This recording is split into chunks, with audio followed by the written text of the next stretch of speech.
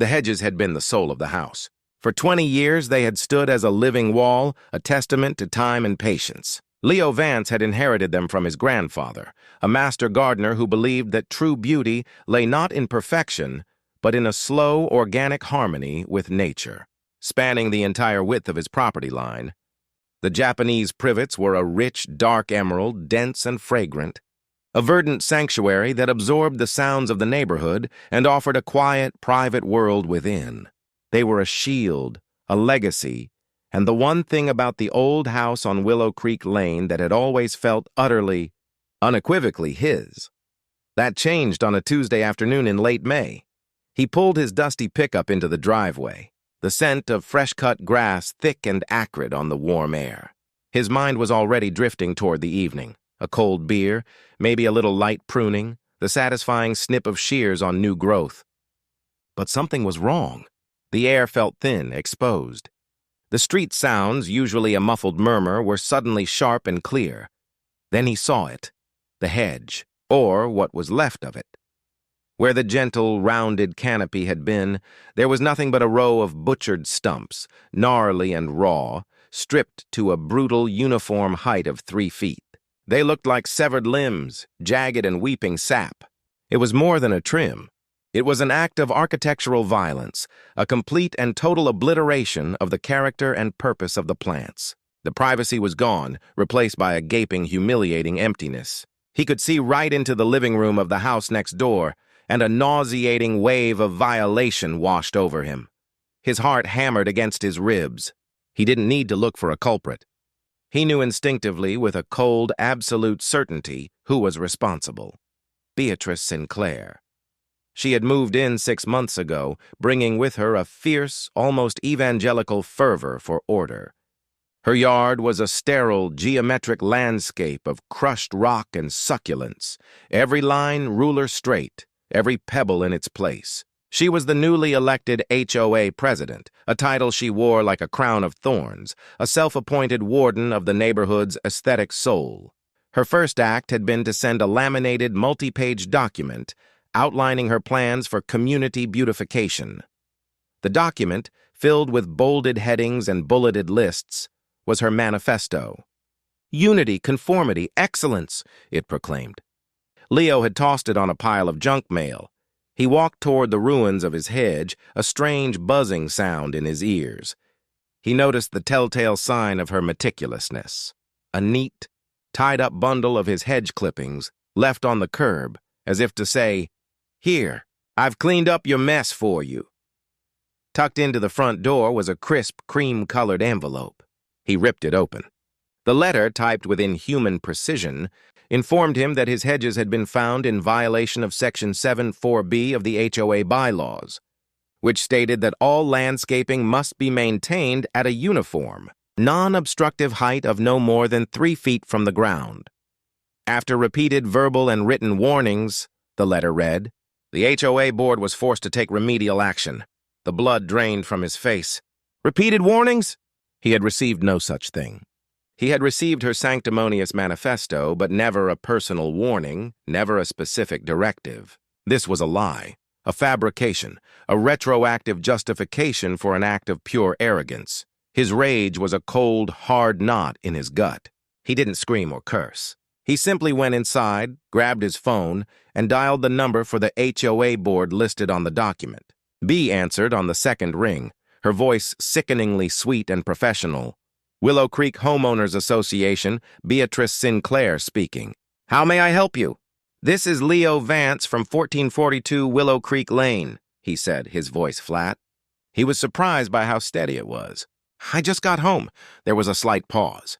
The sweetness was replaced by a sterile, professional chill. Yes, Mr. Vance. I trust you are satisfied with the remediation. The privets were a distinct fire hazard and a blight on the aesthetic uniformity of the community.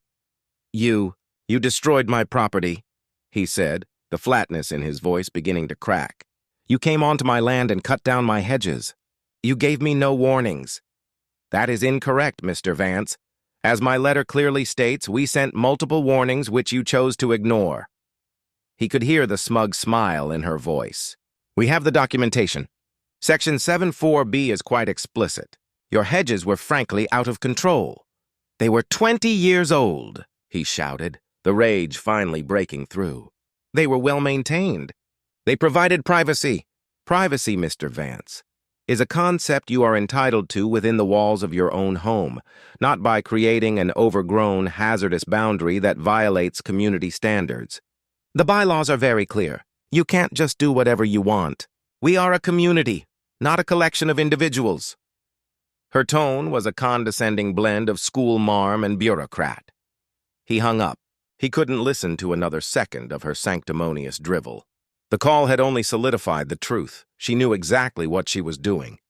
She had orchestrated this, used the power of her new position to enforce her personal taste and punish a nonconformist. The hedge was not a target. It was a symbol, a symbolic attack on his quiet, private defiance. He didn't sleep that night. He spent hours pacing, staring out the window at the exposed, vulnerable front of his home. He pictured the HOA meeting, the one he had never attended where she had laid out her case against his Hedges, a case built on half-truths and manufactured grievances. He imagined her, a queen on her throne of paperwork, issuing the order to violate his property. The thought filled him with a quiet, terrible resolve. The next day, he decided to attend an impromptu HOA board meeting she had called to discuss Phase 2 of community beautification. He walked in to find a small, intimidated group of neighbors sitting in folding chairs, listening to Bea outline her plans for a uniform color palette for all exterior home paint. She was in her element, speaking in a rapid-fire cadence, her hands gesturing at a slide presentation on a projector. When she finished, she opened the floor for questions. Leo stood up. "I have a question about my hedges," he said, his voice ringing with a new, dangerous calm.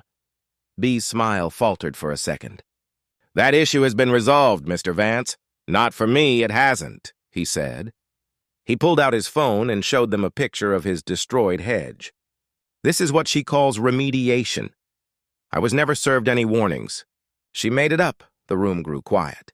A few neighbors glanced nervously at Bea. "Mr. Vance," she said, her voice now hard and professional, "we have the documentation. We followed the bylaws to the letter." She turned to the board. "The bylaws were approved by all of you. They allow the board to take action on behalf of the community when a homeowner fails to comply." Leo looked at his neighbors, at the faces he had lived next to for years. They looked away. Intimidated, apathetic, unwilling to stand up to the new boss. "This is an abuse of power," he said, his voice rising. "She fabricated a reason to destroy my property. This is a personal vendetta under the guise of the HOA." Bea's face hardened. "I will not stand for this personal attack," she said. "If you are not happy with the bylaws, you are welcome to file a grievance with the board. But I will not permit you to derail this meeting with your unsubstantiated claims."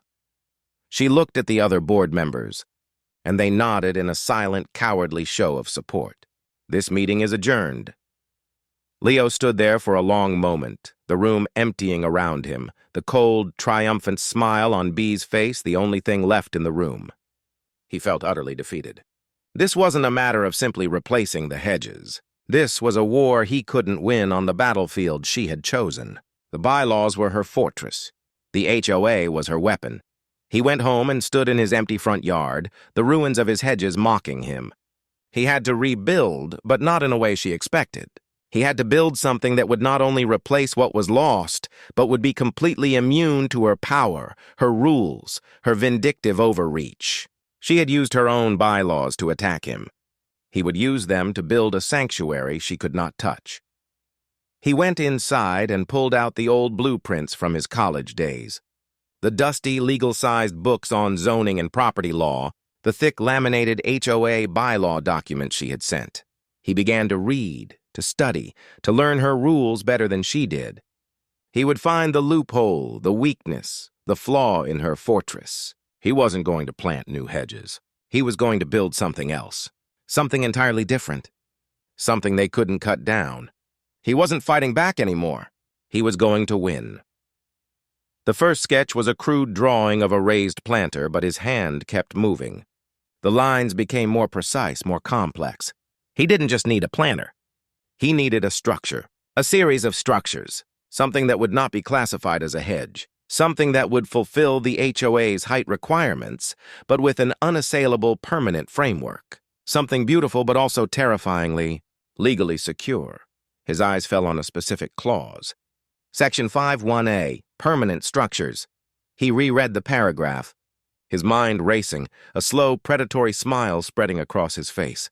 The next morning, the first thing he did was not to buy more privets, but to make a call to a commercial construction crew. This was not a gardening project. This was a declaration of permanent war. The construction foreman, a man named Mike with a neck like a fire hydrant and a voice as gravelly as a logging road, looked at Leo's blueprints with a mixture of confusion and professional skepticism.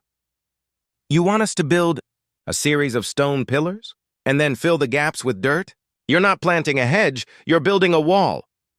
"Not a wall," Leo corrected, a flicker of manic excitement in his eyes. He leaned over the hood of his truck, tracing the lines on the paper with a calloused finger. "A permanent decorative structural element, per Section 5.1(a) of the Willow Creek Homeowners Association bylaws. You see, the key here is structural, not landscaping. These aren't raised beds, Mike. They're a foundation for a legally unassailable privacy barrier." Mike's eyebrows went up. He had seen a lot of weird things in his 25 years in the business, but this was a new one. A man using a homeowners association's own rulebook to build a fortress. "Huh, you got your permits?" Leo pulled out a tidy, stapled packet. "All permits, stamped and approved. It's a structure under the county's code. The HOA bylaws defer to the county's rules on structures. They can't stop me." Mike looked from the perfectly straight lines on the blueprint to the sad, butchered stumps of what had once been a magnificent hedge. He looked at Leo's tired, determined face. He saw not a man getting his yard redone, but a man seeking a very particular kind of justice. "All right, Leo, we can pour the footings tomorrow. This is going to be a solid little wall." The work began with a primal roar. The sound of jackhammers and the churning of a cement mixer shattered the peaceful suburban morning. The neighbors, accustomed to the low thrum of lawn mowers and the occasional hum of a leaf blower, spilled out of their homes. This was different. This was industrial. From her window, Beatrice Sinclair saw the orange construction vests and the backhoe digging trenches with methodical brute force. Her lips thinned into a hard, unforgiving line. This was not a garden project. He was building something, and she knew instinctively it was an act of deliberate, calculated defiance. She grabbed her phone and made a call to the HOA's legal counsel. She needed to stop this now. The first volley arrived an hour later. A certified letter, hand-delivered, with a big red stamp that read, "Cease and desist." It alleged that the construction was a violation of the HOA's aesthetic guidelines and that no formal plans had been submitted for board approval. It demanded an immediate halt to all work until the issue could be resolved. Leo took the letter, read it, and smiled. He walked over to Mike, who was hosing out a bucket. "They're trying to stop us." "And?" Mike asked, wiping his hands on his pants. "And they're wrong," Leo said, pulling out a copy of the architectural plans he'd submitted to the county. "Look, this is what's required for a permanent structure. This is all legally approved. The HOA's bylaws are trumped by the county's zoning code on this one. I already consulted with a lawyer. Her letter is nothing but a bluff." Mike nodded. "So we keep working?" "We keep working," Leo confirmed. "Faster if you can." The next few days were a blur of concrete, rebar, and the relentless sound of construction. The neighbors couldn't help but watch. Children on bikes would stop and stare at the work crew, a strange, silent audience for a slow-motion drama. A few of the braver ones would ask their parents what was happening, and the answer would always be a hushed explanation about that new HOA president and what she did to Leo's yard. The rumor mill was churning, and Bea was losing control of the narrative. Her meticulously crafted image as a community leader was being replaced by a caricature of a petty tyrant, a vindictive woman who would destroy a man's hedges just because she didn't like them. Her face, usually a mask of serene professionalism, began to show the cracks of her fury. Every time she drove past Leo's house, she had to endure the sight of the ever-rising stone pillars, a physical monument to her own overreach. One afternoon, she decided to confront him directly. She walked over to the construction site, her heels clicking on the asphalt, her face a mask of furious indignation. Leo was standing near a newly laid foundation, his face spattered with concrete dust, looking more alive and more dangerous than she had ever seen him. "Mr. Vance," she said, her voice sharp, "you are in direct violation of the cease and desist order. I am instructing this crew to leave immediately." Leo turned to her, a slow, deliberate movement. "You can't do that, B. This is a private property. And these men are working under a county-approved building permit. What you are doing right now is illegal interference with a private business." "That's harassment," she scoffed. "This is not a structure. It's an illegal oversized planter and it violates the covenants. You can't put a planter that size up to your property line without a permit from the board. It's not a planter. It's a permanent structural element, as defined in Section 51A, Leo said, his voice quiet. He held up his phone, showing a highlighted section of the HOA bylaws.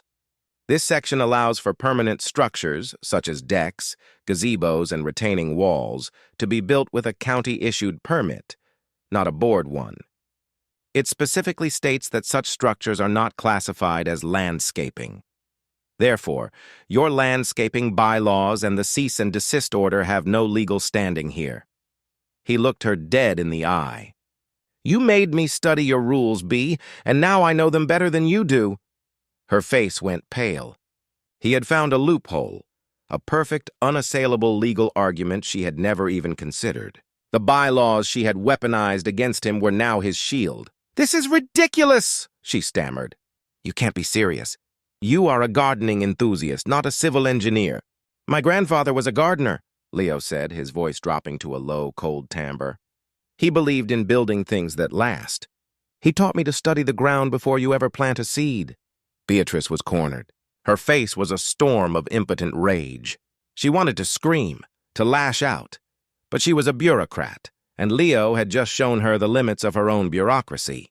She could threaten, but she had no legal leg to stand on. She turned and walked away, her shoulders stiff with fury. The word spread like wildfire. Leo Vance had outsmarted the HOA president. He was building something massive and beautiful, and she couldn't stop him. The fortress was rising, brick by brick, not just out of stone and mortar, but out of the sheer audacity of his resistance. That night, she sent a new email to the entire HOA community, a desperate, poorly written missive filled with accusations and half-truths. She called Leo a renegade and his construction an eyesore. The email was a clear sign of her unraveling, of her losing control of a situation she had started with such smug precision. The next morning, Mike, the foreman, arrived with a gift for Leo, a small, perfectly manicured bonsai tree in a pot. "Thought you might want a little something to put on the fortress when it's done," he said with a wink. Leo smiled, a genuine, untroubled smile for the first time in weeks. He took the tree and looked at the rising stone walls, no longer a monument to his defeat, but a symbol of his victory. The last brick of the first pillar was laid. The first step was done. The fortress was taking shape. But as a new email notification pinged on his phone, he knew this was just the beginning. The battle was far from over. Beatrice Sinclair's desperation was a slow, toxic leak, spreading through the neighborhood.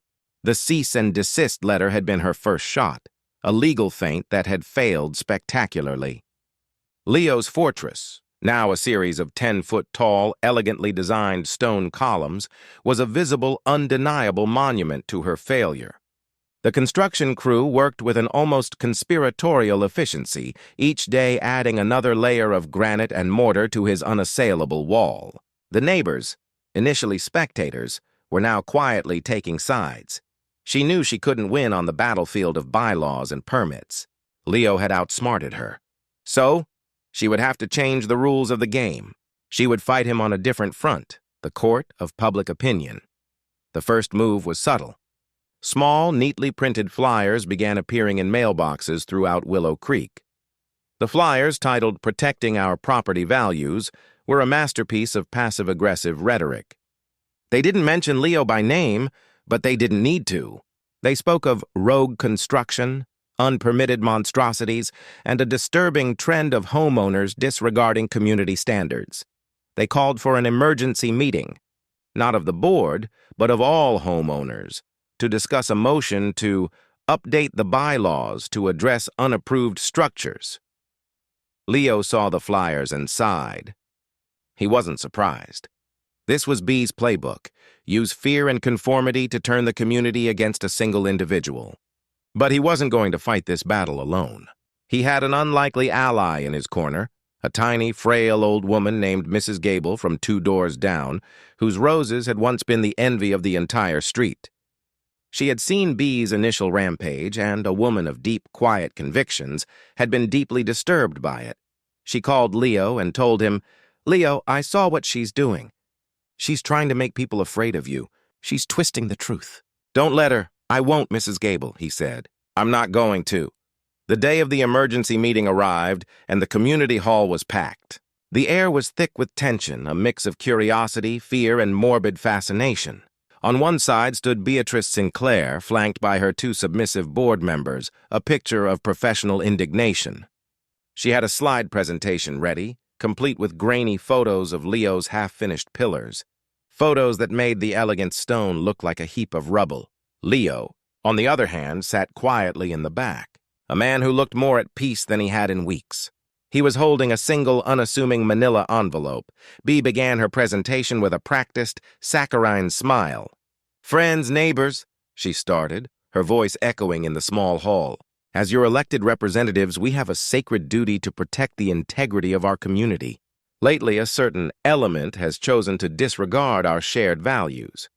They seek to build structures that are not only aesthetically displeasing, but may also negatively impact our property values." She clicked a button, and a distorted image of Leo's rising fortress appeared on the screen, a monster of stone and shadow. "This is not what we stand for. This is a clear and present threat to the harmony and beauty of Willow Creek." Murmurs rippled through the crowd. Some of the more timid neighbors looked at Leo with a mixture of pity and resentment. He was the one causing all this trouble. He was the one who was forcing them to choose a side. When she finished, she opened the floor for discussion, her eyes sweeping over the crowd, searching for someone to second her motion. That's when Mrs. Gable stood up. Her voice, though soft and a little shaky, carried through the silent hall. "I have a question, Beatrice." Bea's smile was a little too tight. "Yes, Mrs. Gable?" "Last month," she said, her hands trembling slightly, "you sent out a memo about pruning. My husband, bless his soul, wasn't feeling well, and my rose bushes got a little wild. I got a notice from you saying they were in violation, and you gave me a deadline of 2 weeks to trim them." Bea nodded, a triumphant look on her face. "Yes, the bylaws are quite clear on that. We have to maintain uniformity." "And then you came over," Mrs. Gable continued, her voice gaining strength, "with a pair of shears, and you cut them back, to the bone."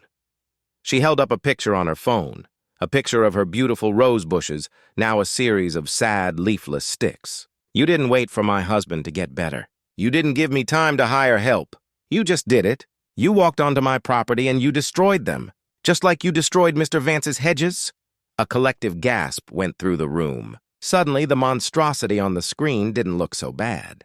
What was on the screen, however, was no longer just the image of a rogue fortress.